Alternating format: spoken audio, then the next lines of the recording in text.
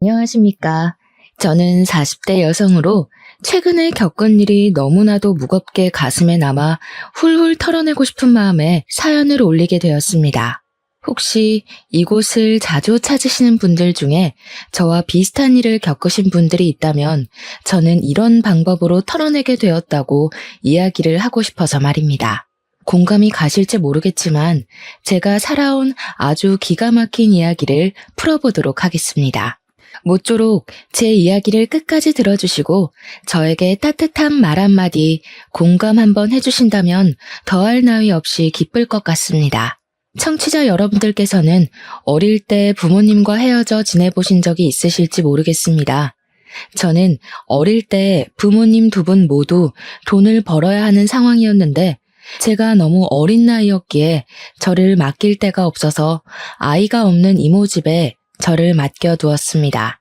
이모는 결혼한 지 얼마 되지 않아 아이가 없었는데 제 나이 3살 때 이모 집에서 지내게 되었으니 3살이면 한창 예쁠 나이 아니겠습니까? 이모는 저를 정말 사랑으로 키워주셨습니다. 이모는 정말 친자식처럼 저를 돌봐주셔서 저는 이모 집에서 생활하는데 불편함이 하나도 없이 지낼 수 있었습니다. 거기다가 부모님께서 월급을 받으면 이모에게 저를 키우는 값이라고 생활비를 보태주셨기 때문에 이모가 더욱 저에게 복덩이라며 잘해주셨었습니다.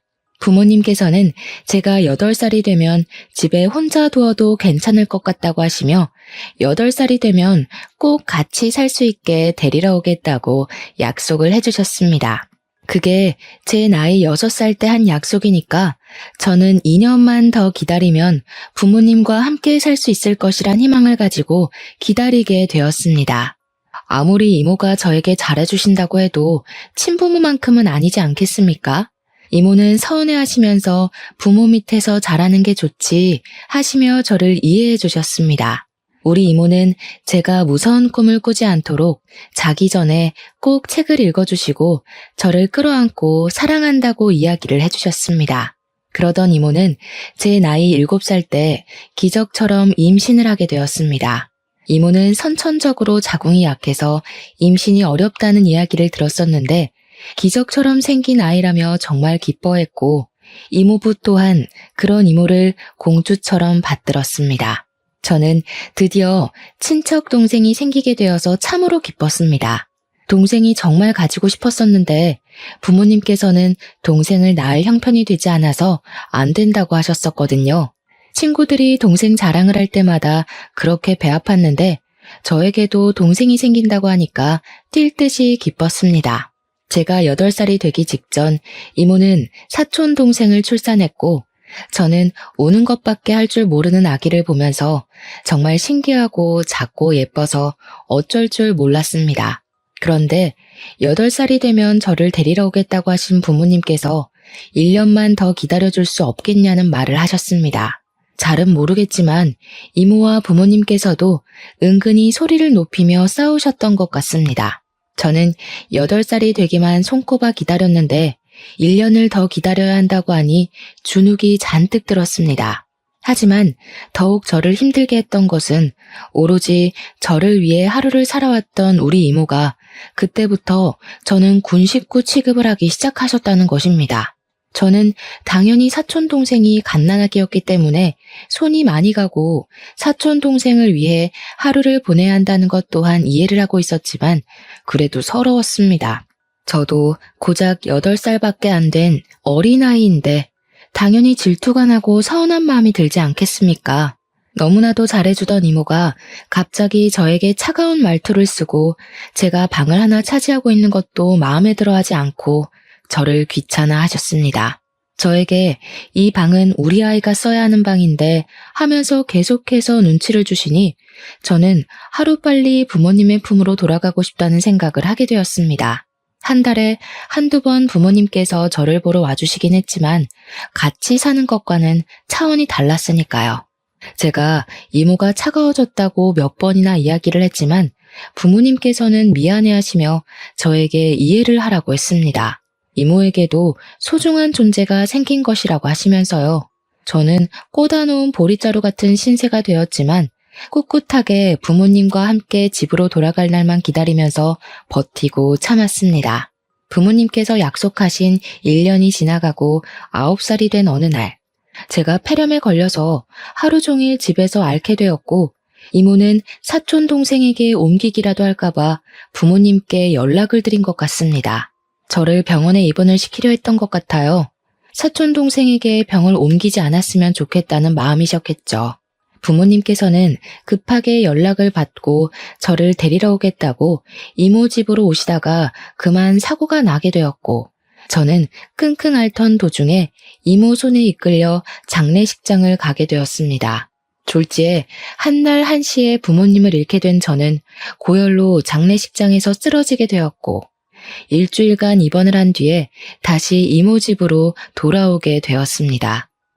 어린 나이에 이게 무슨 일인가 이해도 하기 전에 이모는 저를 짐덩어리 취급을 하기 시작하셨습니다.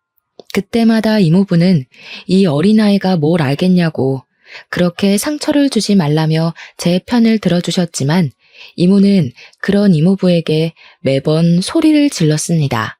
나라고 좋아서 애를 맡게 된 줄 알아? 언니가 죽어서 짐덩어리가 생긴 것도 화가 나 죽겠는데 남편이 되어서 내 편을 한 번도 안 들어줘? 당신은 우리 자식보다 얘가 더 좋은 거지? 어떻게 그럴 수가 있어? 동정심이 아무리 넘쳐도 그렇지 애 키우는데 드는 돈이 한두 푼이야? 그럴 때마다 이모부는 제가 상처를 받을까봐 저를 방에 들여보내셨고, 꼭 싸움 끝에 저를 찾아와서 너무 마음 쓰지 말라고, 지금은 실컷 뛰어놀아야 할 때라고 하셨습니다. 사촌 동생이 태어났으니 당연히 이모부도 자기 자식에게 마음이 더 쓰일 텐데도 불구하고 이모부는 항상 저와 사촌 동생을 공평하게 대해주시려고 하셨습니다. 선물을 사와도 제 것까지 항상 챙겨주셨고, 새 옷을 살 때에도 어떻게든 제 옷 한 벌을 사주시려고 이모의 눈치를 보셨습니다. 자연스럽게 저도 이모와 이모부를 비교하게 되었고, 이모부에게 더 의지를 하게 되었습니다. 이모는 이모부에게 늘 잔소리를 끊임없이 하셨습니다. 우리 애 입히고 먹이고 할 돈도 모자라는 와중에 뭐 예쁘다고 군 식구한테 돈을 써? 지금이라도 고아원에 보내는 거 늦지 않았다니까? 어떻게 자기 조카를 고아원에 보낼 수가 있어? 그리고 애 걷어둔다고 보험금은 다 수령해놓고 사람이 그렇게 못되게 굴면 천벌받아. 여태 우리가 먹여주고 입혀준 것만 해도 그 보험금 다 썼겠다. 푼돈이야 그거. 저는 그 대화를 엿들은 이후에 정말 죽은 듯이 조용히 살았고, 최대한 이모의 심경을 거스르지 않도록 행동했습니다. 제가 아무리 안 입고 안 쓴다고 해도 저에게 들어가는 최소한의 비용이라는 게 있으니까 눈치를 많이 보게 되었죠. 밥 먹을 때도 사촌 동생과 저의 반찬 차별을 당연하게 생각하게 되었고, 소풍 갈 때도 도시락 한 번을 싸주지 않아서 늘 1,000원짜리 김밥을 포장해 갔습니다. 그 당시에는 급식비나 우유값도 전부 부모님 주머니에서 나왔는데 이모에게 그 돈 달라는 소리를 쉽게 꺼내본 적이 없었습니다. 제가 하도 급식비를 밀리다 보니 담임 선생님께서 한 번은 이모에게 직접 전화를 걸었고, 이모는 그게 또 자존심 상한다며 저를 혼내시곤 했습니다. 그렇게 군 식구로 살게 된 지도 꽤 흐르고, 제가 16살이 되었을 때 우연히 저는 길거리 캐스팅이라는 것을 받게 되었습니다.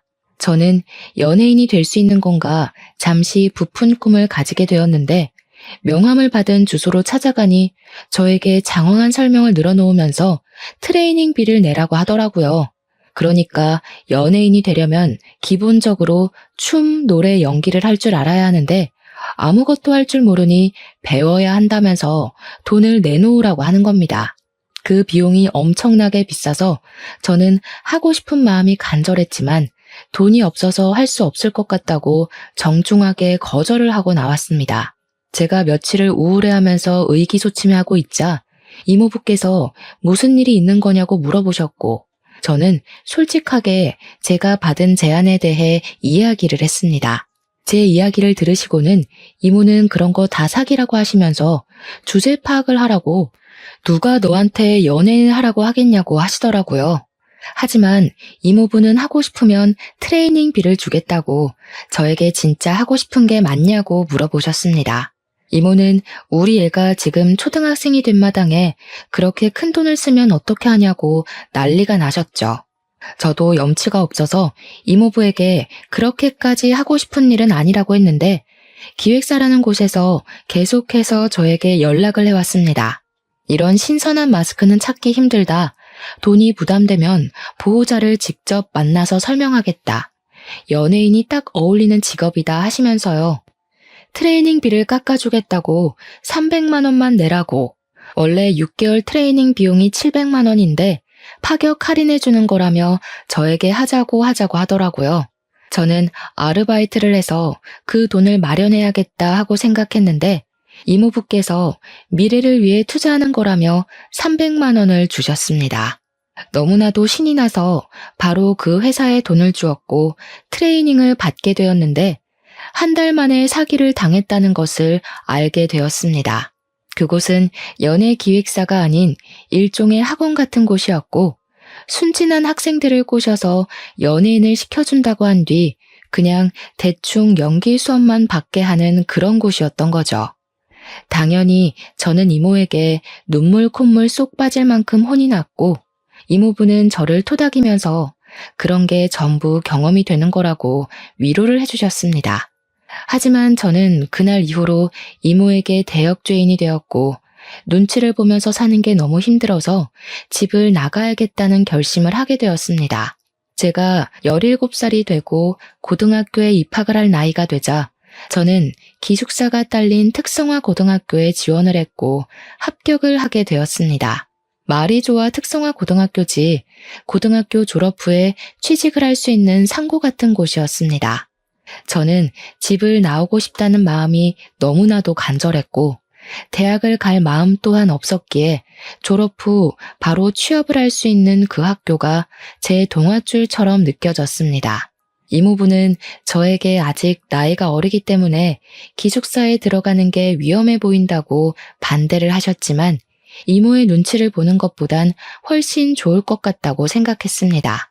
거기다가 이모가 드디어 저를 치울 수 있다고 생각을 한 건지 결정을 참 잘했다며 고등학교 등록금은 내주시겠다고 선심을 쓰셨거든요.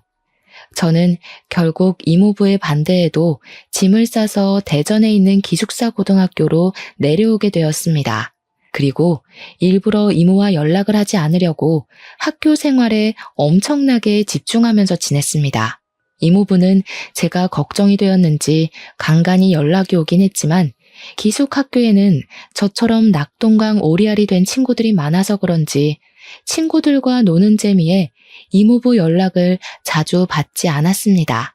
그렇게 3년이라는 시간을 대전에서 보내게 되면서 이모의 가족과는 서서히 연락이 끊기게 되었고 저는 학교에서 좋은 성적을 유지한 결과 졸업 후에 바로 취업을 할 수 있게 되었습니다. 대학을 가지 않고 바로 일을 시작한 덕분인지 시간이 흐르고 흘러서 제가 27살이 되었을 때 저는 꽤 경력이 있는 사무실 직원이 되어 있었습니다. 하지만 8년차 직장인이라고 치기에 제 월급이 터무니없이 적게만 느껴졌습니다. 그 당시에 제가 받았던 월급이 220만 원 정도밖에 되지 않았는데 경력에 비해 너무 적다는 생각이 들어 저는 고민 끝에 이직을 결심하게 되었습니다. 제가 격리 업무를 보고 있었는데 한 곳에서 8년이라는 직장 생활을 했다는 것이 꽤 이득으로 작용이 되어 새 직장을 잘 골라서 갈 수 있었습니다. 세무사 사무실로 이직을 하게 되면서 세무 보조를 하는 일을 도맡아 하게 되었습니다. 그래도 숫자와는 꽤 친하게 지냈었기에 한두 달 지나니 일에 완벽하게 적응이 되더라고요. 그러던 도중 직장에서 제가 서류 정리를 하고 필요한 자료들을 스크랩하는 과정에서 가위에 손을 크게 다치게 되었습니다. 날이 날카롭다고 조심을 해야 한다고 이야기를 들었음에도 불구하고 정신이 없다 보니까 그냥 막 다뤘던 거죠. 제 부주의로 일어난 큰 사고였습니다. 살면서 그렇게 크게 다쳐본 적이 없었기에 저는 너무나도 당황했고 빨리 응급실에 가라는 소리에 맨몸으로 뛰어서 사무실 근처에 있는 큰 병원으로 가게 되었습니다. 다행히 뛰어서 갈 수 있을 만큼 가까운 거리였고 낮 시간대라 그런지 응급실에 환자도 별로 없어서 저는 바로 찢어진 부분을 봉합하는 수술을 받을 수 있었습니다. 그런데 제가 너무 놀라서 정신이 없는 상태로 응급실을 달려갔다 보니까 지갑을 까먹고 들고 오지 않은 것이었습니다. 상처를 꿰매고 항생제 링거를 한 통 다 맞고 가라고 하셔서 서너 시간 정도는 응급실에서 보냈는데 시간을 보니 직원들이 다들 퇴근을 했을 시간이더라고요. 지갑을 가지고 와달라고 부탁을 할 사람도 없고 응급실에 사정을 이야기하고 내일 갚겠다고 해도 되나 고민을 하고 있었습니다. 그런데 우리 회사 세무사님 중 한 분이 미진 씨 하면서 제 이름을 부르면서 병원비를 대신 결제해 주시는 게 아니겠습니까? 여긴 어떻게 오셨어요? 계산은 제가 해도 되는데 제가 지갑을 사무실에 두고 와서 제가 내일 꼭 갚을게요. 아닙니다, 미진 씨. 제가 병원비 결제해 드리려고 기다리고 있었어요. 이 정도는 제가 하게 해주세요. 저는 상당히 그런 친절이 부담스럽게 느껴졌습니다. 왜냐하면 그분은 저보다 9살이나 많으신 분이었고 평소에도 힐끔힐끔 저를 훔쳐보고 있었던 사람이었거든요. 제가 의도적으로 대화를 피하고 지내던 사람이었는데 불쑥 응급실에 나타나서 병원비를 결제하실 거라고는 생각도 못하고 있었습니다. 입씨름을 하고 싶진 않았지만 여지를 주면 안 되겠다는 생각에 과장님께 제가 꼭 갚겠다고 내일 바로 보내드릴 테니 계좌번호를 달라고 했습니다. 그러니 땀을 막 닦으시면서 그러지 말고 자기한테 밥 한 끼 사는 게 어떠냐고 하시는 겁니다. 데이트를 신청하는 것 같은 기분이라 팔뚝에 살짝 소름이 돋더라고요. 그래서 싫다고 거절을 하고 돈으로 드리겠다고 다시 한번 이야기를 했습니다. 무슨 창과 방패도 아니고 제가 계속 돈으로 드리겠다 하면 과장님은 저에게 밥으로 사주면 좋겠는데 하시더라고요. 응급실 앞에서 피곤해 죽겠는데 이런 대화를 왜 하고 있어야 하는지 머리가 지끈거리더라고요. 또래도 아니고 저보다 9살이나 많으신 분이 제가 하는 말이 거절이라는 걸 알고 있을 텐데도 박박 우기니까 진짜 피곤하고 힘들더라고요. 저는 계좌번호 보내달라고 말을 하고 응급실 앞에 서 있는 택시에 올라타서 그냥 출발해버렸습니다. 택시를 쫓아오는 듯 보였던 과장님은 제가 뒤도 돌아보지 않고 가니까 그냥 멍하니 서 계시더라고요. 그때부터 저는 사무실에서 그 과장님을 마주쳐도 은근히 피하고 대화를 차단하면서 지냈는데 계속해서 저에게 문자 메시지를 보내셨습니다. 밥 한 끼 같이 먹자. 오래 지켜봐왔다. 자기랑 같이 홀어머니 모시고 살 며느리 구한다. 어디 가서 자기 같은 남자 만나기 어렵다. 문자만 올 때는 그냥 무시를 하면 됐는데 제가 하도 무시를 하니까 이제 회사에서까지 말을 거는 게 아니겠습니까? 업무적으로 부딪힐 일이 전혀 없음에도 일부러 저에게 복사 좀 해달라, 프린트 좀 해달라 하면서 일을 시키는 겁니다. 오죽하면 회사 사람들이 전부 그 과장님의 마음을 눈치채고 우리 노총각 드디어 장가가냐고 은근히 저랑 붙여놓으려고 하더라고요. 정말 마음 같아서는 일을 때려치우고 싶었지만 여기만한 사무실 찾기가 힘든다는 걸 잘 알고 있어서 버티고 또 버텼습니다. 회사에서 만나다 보니까 제가 딱 잘라서 거절을 해도 얼굴을 계속 봐야 하지 않겠습니까? 욕도 못하고 부담스럽다고 애둘러서 거절을 했습니다. 그러니까 저에게 한번 만나보자고 만나다 보면 부담스럽지 않을 수도 있지 않냐고 하면서 자기가 체력 하나는 좋아서 밤에도 잘한다고 허튼 소리를 하더라고요. 순간 제가 무슨 이야기를 들은 건가 싶어서 경악을 금치 못했습니다. 저는 바로 대표님을 찾아가서 그 과장님 때문에 일을 못하겠다고 저한테 밤일을 잘한다는 미친 소리까지 했다면서 어떻게 좀 해달라고 부탁을 드렸습니다. 그러니 대표님께서 노총각이 외로우면 그럴 수도 있지 하고 별다른 제스처를 취해주지 않았습니다. 사직서를 내자니 당장 취업할 곳도 없고 저는 절벽에 내몰린 기분이 들었습니다. 그렇게 피말라가며 하루하루를 버티는데 어느 날 과장님이 회사 끝나고 저를 건물 앞에서 기다리고 있는 것 같더라고요. 계속 사무실 불 꺼지는 걸 확인하며 아래에 떡하니 서 있는데 의심이 들어서 뒷문으로 조용히 빠져나와 집으로 왔습니다. 근데 정말 정신 나간 놈이 야밤에 집에 찾아온 게 아니겠습니까? 우리 집은 어떻게 알아낸 건지 띵동띵동 벨을 누르는데 무슨 스토커 같더라고요. 문 좀 열어봐요. 미진 씨, 우리 이야기 좀 해요. 나를 여기까지 찾아오게 만들다니. 미진 씨도 여지 준 거 맞잖아요. 집에 잠깐만 들어갈게요. 이야기만 해요, 우리. 제가 정신 나간 것도 아니고 문을 열어주겠습니까? 바로 경찰에 신고를 했더니 세상이 흉흉해서 그런 건지 10분 만에 도착을 했더군요. 경찰이 과장님한테 이러지 마시고 집에 가시라고 하니까 뻔뻔하게도 이 집에 있는 게 자기 여자친구다. 싸워서 화 풀어주러 온 거다 하면서 거짓말을 하더라고요. 문 뒤에 숨어서 듣고 있다가 너무 어이가 없어서 걸쇠를 걸고 문을 연 다음 그 틈으로 스토커라고 애인 사이 아니라고 경찰에게 울면서 호소를 했습니다. 경찰도 난감한지 경찰서로 와서 조서를 좀 써줄 수 있냐고 하길래 저 스토커랑 분리만 시켜주면 언제든지 가겠다고 했죠.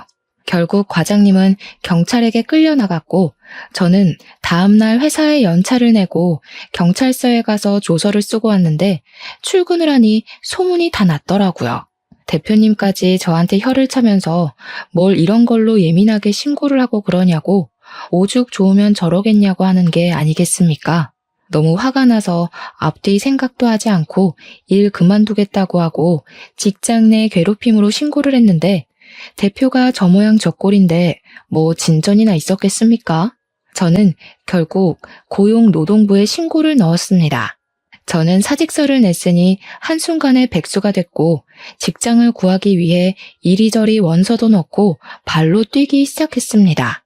28살이니까 저 하나 취직할 곳은 있겠지 생각을 하다가 이왕이면 저도 스펙이라는 걸 좀 쌓으면 좋겠다 싶어서 자격증을 따기로 마음을 먹었습니다. 국비 지원이라는 좋은 시스템이 있어서 지원을 받아 학원을 등록하게 되었습니다. 워드 프로세스라든지 엑셀, 한글과 컴퓨터 자격증을 따게 되었는데 강의를 들어야 했거든요. 거기에 강사로 온 사람이 32살인데 무척이나 외모가 훌륭했습니다. 성격도 괜찮은 편인 건지 수강생들이랑도 잘 지내는 것 같고 수업이 끝나면 같이 맥주 한잔하러 나가기도 하고 하더라고요. 저는 김 과장 사건 이후에 사람을 좀 피하게 되고 소극적인 면이 도드라지면서 수강생들과 잘 어울리지 못했는데 강사님이 저를 불러주기 시작했습니다. 같이 놀다 가자고 술 한잔 할 건데 같이 가자고 하면서 저를 불러내어 주셨고 한두 번 자리를 하다 보니 다들 친해지게 되었습니다.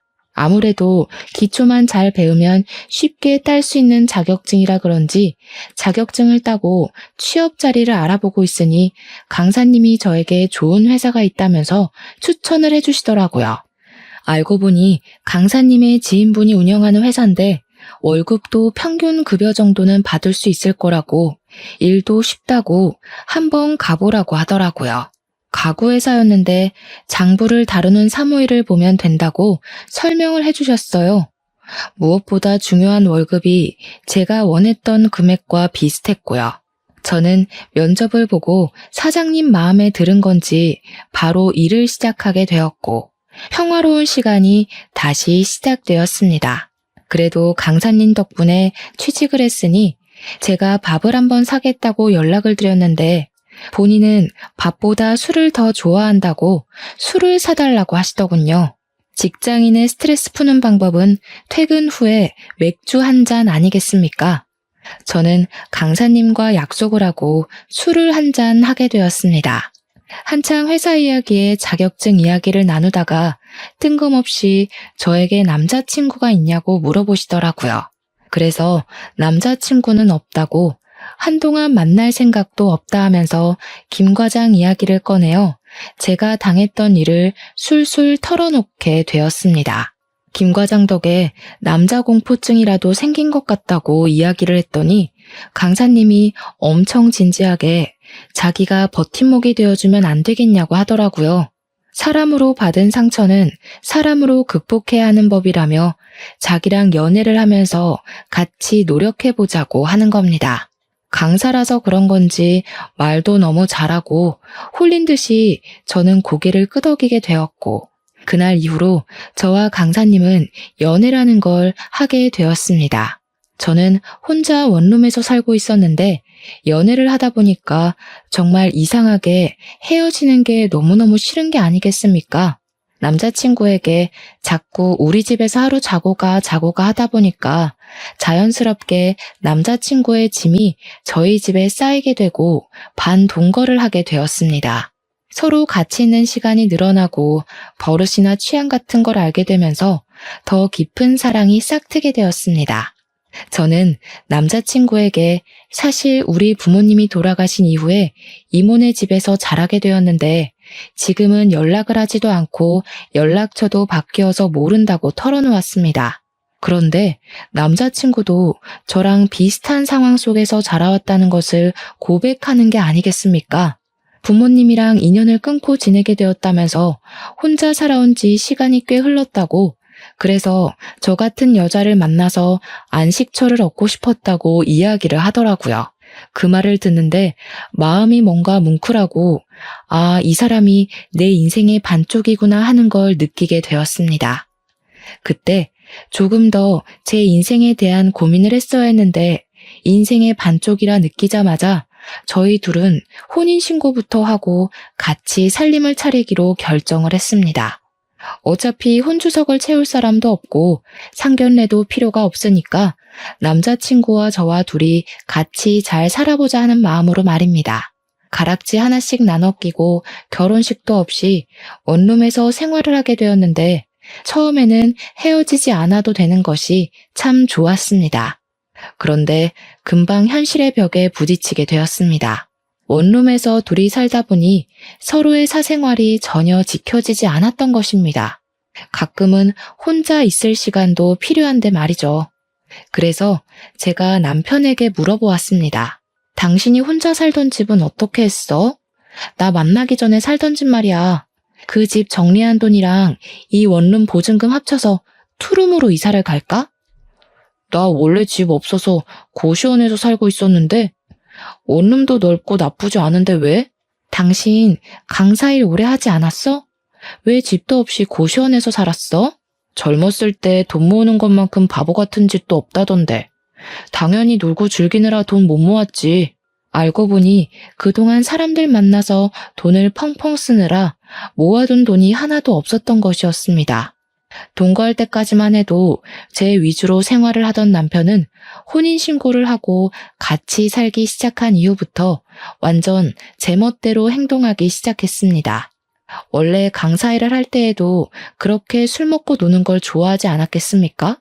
결혼을 하고 나니 또 똑같이 술을 처먹느라 집에 늦게 들어오기 시작한 겁니다. 거기다가 무슨 연락이 그렇게 쏟아지는 건지 휴대폰이 쉴 틈이 없이 울려대더라고요. 처음에는 자중해라, 누구한테 이 시간에 연락이 오냐 하다가 점점 둘이 싸우는 시간이 늘어나게 되었고 결국 남편이랑 치고받고 싸우는 날이 늘어나기 시작했습니다. 소리를 지르며 싸우다가 서로에게 상처를 주고 결국 제가 남편의 자존심을 건드린 건지 뭔지 남편이 저에게 손찌검을 하더라고요. 술을 먹고 늦게 들어온 날 하필이면 카드값 고지서가 집으로 날라왔고 카드값이 250만 원이나 찍혀있는 것을 보고 제가 바가지를 긁었거든요. 한 달에 버는 수입이 고작 250만 원 조금 넘는 주제에 카드값이 250만 원이 나오면 우린 언제 원룸 벗어나고 언제 애를 낳아 키워? 이거 다 술값이라는 거잖아. 술값. 정신 안 차려 정말? 그러면서 남편을 막 흔들어댔더니 술 먹고 왔는데 토할 것 같다면서 저를 팍 밀치더니 씩씩거리면서 자빠진 저를 발로 차는 게 아니겠습니까?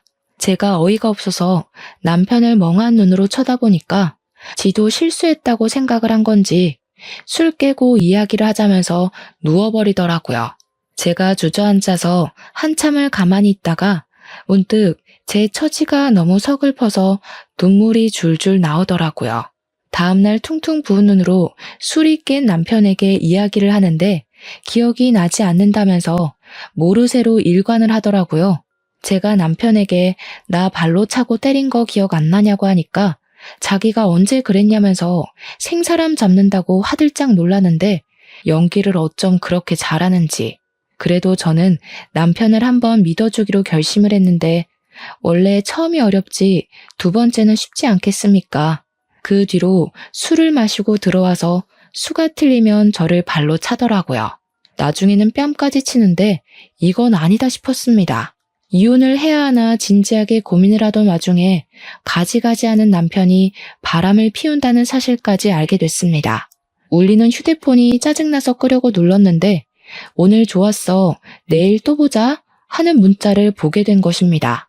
문자 메시지를 뒤져보니 그 여자랑 호텔에 들락날락한 예약 내역까지 다 보게 되었습니다.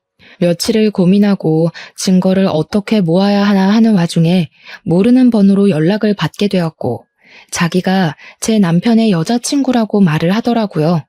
만나서 이야기를 하자고 해서 카페에 나갔는데 저를 보자마자 저에게 커피를 확 뿌리는 게 아니겠습니까? 나쁜 년, 네가 내 남자친구랑 바람난 년이지? 바람은 네가 난 거지. 난 그 인간이랑 결혼까지 했거든? 그러니까 저에게 가족관계 증명서를 떼서 보여달라고 하는 게 아니겠습니까? 같이 주민센터까지 가서 가족관계 증명서를 뗐는데 제 가족에 남편이 없더라고요.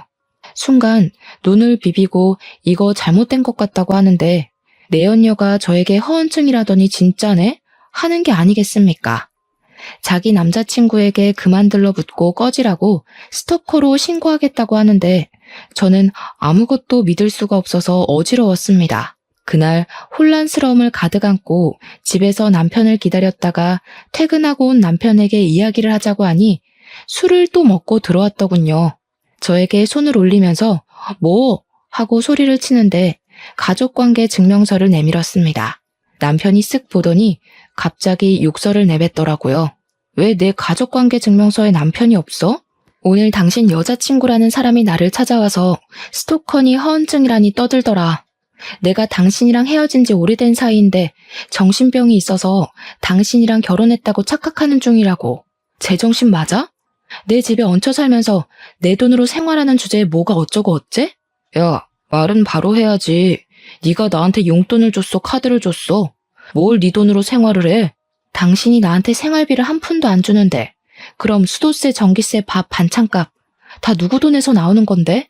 당장 짐 싸서 나가. 그러니 남편이 더럽고 치사해서 나간다면서 자기 집 몇 개 있는 걸 챙겨서 나가더라고요. 저는 당연히 고시원으로 다시 돌아가나 보다 하고 생각했죠. 며칠이 지나도 연락 한 통 없고 집에도 들어오지 않길래 솔직히 치가 떨리는 인간이긴 했지만 저도 사랑했던 사람이고 정도 있으니까 걱정이 되더라고요. 저도 엄청 바보 같고 미련 덩어리라는 걸 알지만 학원 앞으로 남편을 보러 찾아가게 되었습니다. 수업 시간이 끝나고 학원 건물에서 나온 남편을 부르려고 하는데 옆에 그 여자친구라는 여자랑 팔짱을 끼고 나오더라고요. 그러면서 둘이 오늘 집에 가서 뭐 해 먹자 하는데 같이 살고 있는 듯 했습니다. 그러니까 그게 남편의 수법이었던 거죠. 혼자 사는 여자를 꼬셔서 사귀고 그 여자네 집에서 함께 기생하며 지내는 것 말입니다. 저는 모든 걸 깨닫고 완벽하게 망연자실하게 되었고 엎친 데 덮친 격으로 회사에서도 잘리게 되었습니다. 그 회사가 전 남편의 지인 회사였기 때문에 제 얼굴을 보면서 일을 하는 게 불편하다고 일방적으로 통보를 한 것입니다. 그렇게 며칠을 바보처럼 울면서 지내다가 저는 새롭게 결심을 하게 되었습니다. 이대로는 안 되겠으니 정년까지 보장이 되는 직업을 가져야겠다고 생각을 했고 저는 나이 32에 요양보호사 자격증을 취득하게 되었습니다. 2달이라는 시간 동안 교육을 성실하게 이수를 했고 국가고시 준비를 코피를 쏟으며 한 결과 4개월 만에 아주 빠르게 자격증을 따게 되었습니다. 정식으로 일을 하기 시작하면서 나라에서 지원을 받는 힘든 사람들을 위해 봉사하는 마음으로 일을 돕기 시작했습니다. 치매의 노인들이라거나 병상에 누워 움직이지 못하는 노인들을 위해서 일을 했는데 사실 여간 힘든 일이 아니었습니다. 집으로 돌아오면 하루 종일 너무나도 피곤하게 일을 했던지라 녹초가 되어 바로 잠이 들곤 했거든요. 하지만 나이가 어리다 보니까 다른 분들에 비해서 조금 더 많이, 조금 더 자주 일을 할 수 있었고 고된 만큼 보람도 느껴져서 잘 버틸 수 있었습니다. 그렇게 병원이고 요양원이고 밤이고 낮이고 가리지 않고 열심히 일을 한 덕분에 보조금도 많이 지원을 받고 생각했던 것보다 훨씬 더 넉넉하게 생활을 할 수 있게 되었습니다. 일부 보호자분들께서 고생한다고 일당을 더 챙겨주시기도 했고 복지 일이다 보니 정부에서 나오는 보조금도 꽤 많았고요. 전 남편이었던 사람의 생각이 전혀 나지 않아서 나름 버틸만하다 생각했는데 제가 이사를 가지 않은 탓에 간간히 전 남편과 부딪히는 불상사가 발생하더라고요. 저는 그 인간이 잘 먹고 잘 사는 꼴이 보고 싶지 않아서 큰 마음을 먹고 원룸 전세 기간이 끝나자마자 지방으로 내려가기로 결심을 했습니다. 틈틈이 면접을 본 결과 지방에 있는 치매 요양원에서 입주 요양사로 일을 하게 됐습니다. 치매 노인들이 각양각색이다 보니까 꽤 힘들긴 했죠. 때리는 할머니도 있었고 욕을 하는 할아버지도 있었거든요. 하지만 뒤돌면 까먹으시는 분들이니 저도 마음을 비우며 일을 했습니다. 그러다가 저처럼 열심히 봉사를 하는 남자분과 눈이 맞아서 연애도 하게 되었고요. 3년이라는 시간을 같이 일하면서 보다 보니 꽤 괜찮은 사람이라는 걸 알게 됐습니다. 가식도 없고 봉사를 하는데 진심이구나 하는 걸 알게 됐고 연애를 36에 시작해서 나이 40에 결혼을 하게 되었습니다. 시댁에서는 가족도 하나 없고 모양도 빠지는 저를 예상보다 훨씬 더 예쁘게 생각해 주셔서 우리 며느리 하며 잘 해주셨습니다. 그렇게 인생 제2막이라 생각하고 행복하게 지내던 어느 날 우리 요양원에 새로 입소를 하신 분이 들어오셨습니다. 인적사항을 보는데 우리 이모랑 이름이 똑같아서 이모는 잘 지내시나 싶었는데 그 입소를 하신 분이 진짜로 저희 이모인 겁니다. 이모부가 보호자로 따라오셨더라고요. 제가 너무 놀라서 나 늙어버린 이모부를 부르니 이모부 또한 눈이 휘둥그레져서 미진아 하고 제 이름을 부르셨습니다. 제 손을 잡으시면서 잘 지냈냐, 어디 아픈 데는 없냐 하면서 저를 이리저리 살피시더라고요. 이모부는 잘 지내셨어요? 아니, 이모가 치매에 걸리셨어요? 사촌 동생은 어디 가고 이모부 혼자만 오셨어요. 그렇게 됐다. 우리가 너무 오랜 시간 소식이 끊긴 채로 지냈지? 네 사촌 동생, 그러니까 우리 딸이 몇 년 전에 세상을 등졌어. 네? 갑자기 왜요?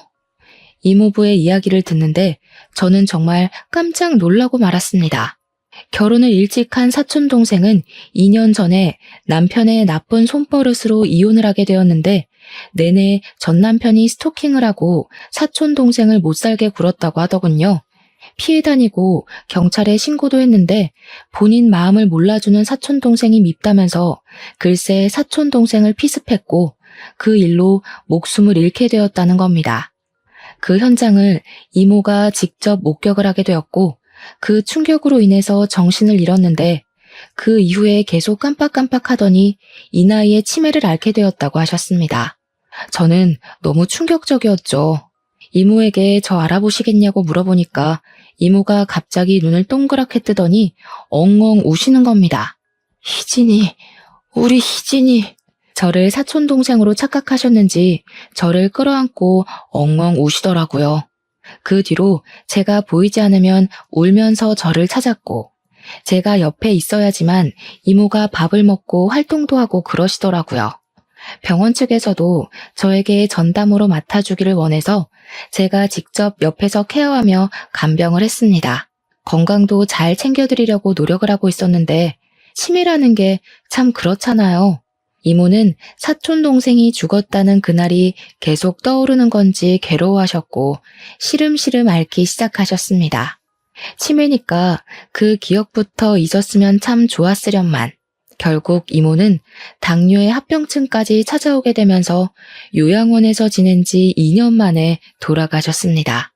이모부는 매주 찾아오셨는데 장례식장에서 저에게 그러더라고요. 네 이모가 그렇게 너를 구박하고 못살게 굴었는데 결국에는 네 손에 효도를 받고 눈을 감는구나.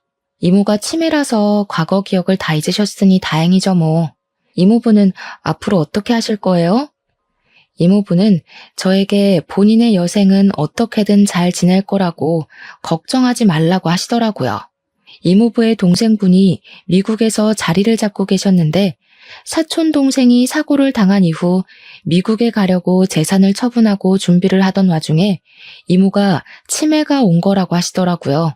미국에서 치료를 받는 것보다 한국에서 지내는 게 낫겠다 싶어서 이모를 위해 남은 것이라고 하셨습니다. 하지만 이제 이모도 사촌 동생 곁으로 갔으니 미련 없이 미국으로 가신다고 하시더라고요. 그러면서 저에게 결혼됐다고 들었는데 혼주석도 못 채워줘서 미안하다고 하셨어요. 통장을 하나 내미시면서 친정에서 혼수해주는 돈이라고 생각하라고 하시는데 제가 그 돈 못 받겠다고 거절을 했습니다. 이거 큰 돈 아니야. 너 키우면서 우리가 처형내 보험금에 손을 댔다. 너 그렇게 기숙학교 들어가고 나서 얼마나 후회했는지 몰라. 그러니까 이거는 부모님 보험금 돌려받는다 생각하고 받아. 이모부는 받지 않으면 버리고 갈 것이라며 협박을 하셨고 저는 마지못해 그 통장을 받았습니다. 이모부는 제 남편에게도 저를 꼭 잘 보살펴달라며 신신당부를 하셨고 미국으로 떠나시기 전에 저희 시부모님과 식사도 하셨습니다. 서로 가족으로서 너무 늦게 인사를 드리게 되었다며 우리 조카 잘 부탁드린다고 인사를 하시는데 눈물이 울컥하더라고요. 이모부가 주신 통장에는 5천만 원이라는 돈이 찍혀 있었고 저는 그 돈을 의미 있게 사용하고 싶었습니다. 남편과 상의 끝에 여성 쉼터와 미혼모 센터에 기부를 했고 시댁에서는 저와 남편에게 박수를 보내주셨습니다. 저도 어떻게 보면 남자 때문에 참 힘들었는데 저처럼 상처받은 여성들을 위해 사용하고 싶었습니다. 덕분에 지금까지도 이모부와는 간간히 연락을 하면서 남편과 성실하게 잘 살고 있습니다. 저처럼 상황이 따라주지 않아서 힘든 시기를 겪으시는 분들, 그리고 가정 간의 불화로 매일이 지옥 같으신 분들, 꼭 용기 내셔서 본인의 삶을 찾길 바라겠습니다. 제 사연은 이걸로 끝입니다. 들어주신 여러분, 정말로 감사합니다.